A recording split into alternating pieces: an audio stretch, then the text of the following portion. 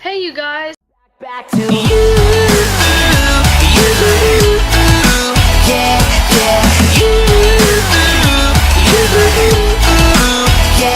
yeah. If you want to, we'll take. I am Francesca, as you may or may not know, and this video is going to be really nerdy and really techie, so if you're not into that kind of stuff, click off this video. But if you want to really know, and you feel in your heart that you want to know how to make a YouTube video decent, and you really want to know how I make my YouTube videos decent, then keep watching. See how I even prepared a PowerPoint? I'm so smart. The camera that I use. I use this is my camera box right here. I use the Kodak PlaySport ZX5, which is the older version, I believe. That's, if I looked that up correctly, then this is the older version. Oh yep, it does. ZX5. I would recommend, if you're going to get the Kodak PlaySport, to get this version instead of the newer version, because the newer version has a lot of bad reviews, and I don't want you guys to get a poorly reviewed video camera. If you want to get this, I know they're on Amazon. Some are still left at QVC. They're really hard to come by, so if you really, really want to get this, I would highly recommend getting it soon, because Kodak, as you know, or may not know, went out of business. So these are not going to be easy to find anymore. Nonetheless, they are HD and they are really good resolution. So I would really recommend you getting this camera. Now let's discuss the pros and the cons, shall we?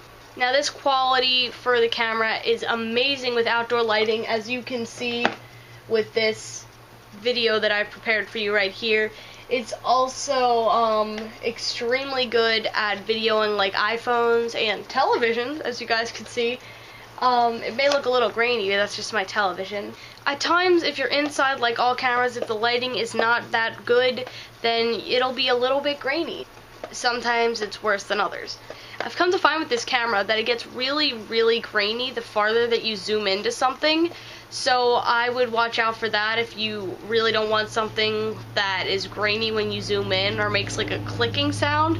I think that's just because the mic is so close on the camera, and it's like, because it's a straight up camera. What I mean by that, it's like long, it's not like a regular video camera, like a handheld. It's handheld, but it's not. You guys know what I'm trying to say. I would recommend that you, if you don't want a camera that doesn't zoom without getting grainy, then I would not recommend this for you. Nonetheless, it does zoom pretty far. Even though it gets grainy, if you're outside, it doesn't make too much of a difference. The focus on it is fantastic, and I wish I could show you guys with one of the first videos that I ever made on this camera. And one of the first videos I ever made was, it was an ant, and I went really close to the ant, and this camera zoomed in fantastic. It focused. It was beautiful. It has very good quality when it's played on televisions. Now this is not a high definition television, but the one in my living room is, and every time that we play a video from my computer that I videoed with this on the living room television, then everybody says, wow, this is really good quality. Why doesn't my camera have this good quality? So that's something you want to look into. Now and then the microphone can get a little bit tinny, and it may sound like that right now, but it's because my nose is stuffy because I have a cold. But I found that right after I swim, sometimes the microphone is a little tinny, or when I'm in like a really quiet room, it sometimes gets a little tinny. But that's normal for this camera. So if you really, really don't want a camera that can get tinny sometimes, then I wouldn't recommend this for you. Something that I love about this camera is that it is waterproof and shockproof. I use this camera in my pool all the time, which you can see on this clip that I've prepared. As you can see right here, I am in the pool that is underwater. It is amazing quality under the water. In fact, the pictures that it takes, because it does take still shots, the pictures are fantastic I've found underwater. There is one picture that I'm incredibly proud of that I took underwater, because you can see the sunlight and the bubbles. It's beautiful. Okay, moving on to the editor. The editor does not have to be anything fancy to edit the video. You just have to know how to use your editor. My editor came with my computer, and can you guess what editor that is? So cliche, Windows Live Movie Maker. Actually, it's not that cliche, because if you know how to use it right, it can be really helpful, and it can turn out really well. Windows Live Movie Maker is very easy to use. It is good for effects. Now I want to put a little disclaimer on this. I should have put it up there. But by effects, I mean you can almost make yourself look like a ghost by doing the fade out effect, but you have to know how to use it right. So if you want to know more about that, comment below and I will do a tutorial on that.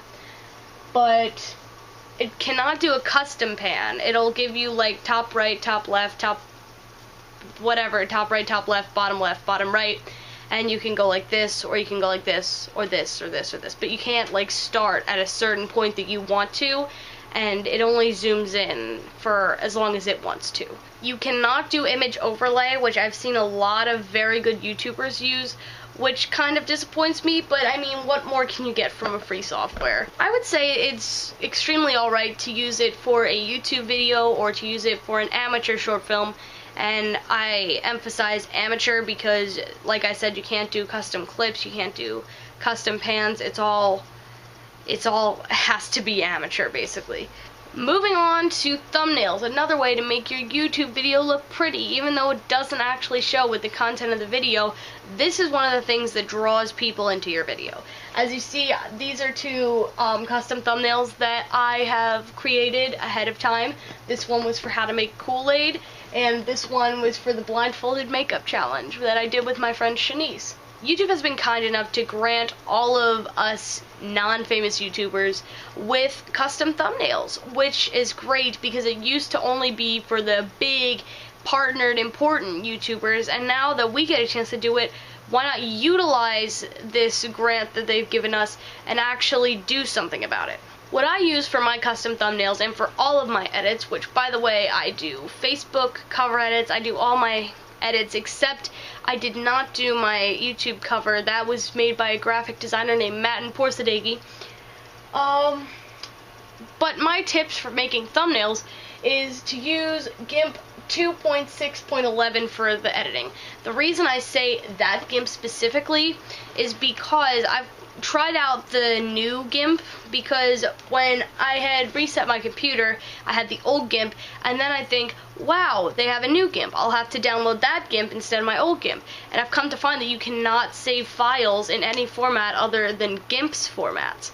So that's a big problem because you cannot find any free online converters from a GIMP file to a JPEG or a PNG or anything really. It's only GIMP files. For your thumbnail, be sure to capture any thumbnail on YouTube for the perfect size to fit your thumbnail.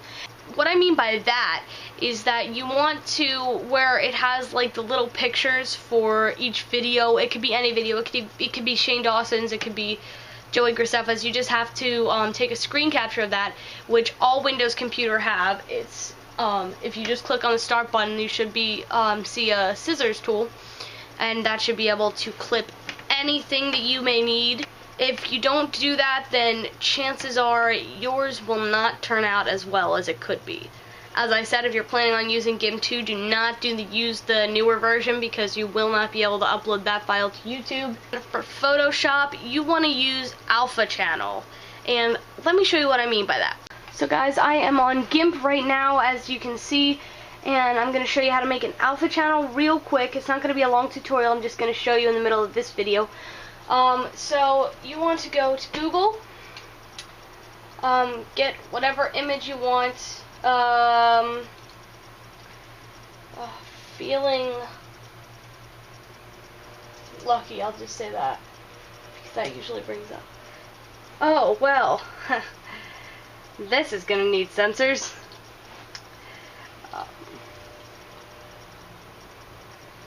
Okay, so let's say I like this picture. Okay, you want to copy the image, go over to your friend GIMP, edit, paste, and now you have that image. And you want to do a file. You always want to do this. You want to go to File, hit New, and then hit OK. And you should see this. And when you see that, you want to go all the way up to Layer, and then go to Transparency, Add Alpha Channel. And then you can just hit your friend the delete button, and then go back, and let's say I wanted to add this face onto there. So I want to view the original image, copy image, go over to the other file, Control V or paste, it doesn't really matter which one. And then you want to just take the image and you want to get rid of all of this stuff, the stuff surrounding it, I mean by that, and I'm not going to do a lot of it just simply because that's going to take a big portion of this video. Go back to the other image, Control V, and there you have your image. So that's obviously not the best, but that's how to do it. And then you just want to save. Tags, tags, tags, tags, tags, tags, tags, tags, tags. You always want to use tags. The reason I say you always want to use tags is because that's how people are going to find your videos. If you just want it to be a personal video, set it to unlisted for our sake. But please use your tags. They are there to be your friend. They are there to help you. Just use your tags. And last but not least, communicate with your viewers. If you get some viewers, you want to talk to them. Like answering their comments, if they leave some that are nice for you, you want to answer back because these are the people that are going to make you the moolah in the future. That is all for this video today, guys. Thank you for watching and thank you for listening to me talk about how to make a YouTube video. I hope you utilize it. If you make a YouTube video using my tips, please send me a video in the video responses down below. Thank you for watching. I will see you guys another time. Goodbye, and please buy this camera. It is amazing.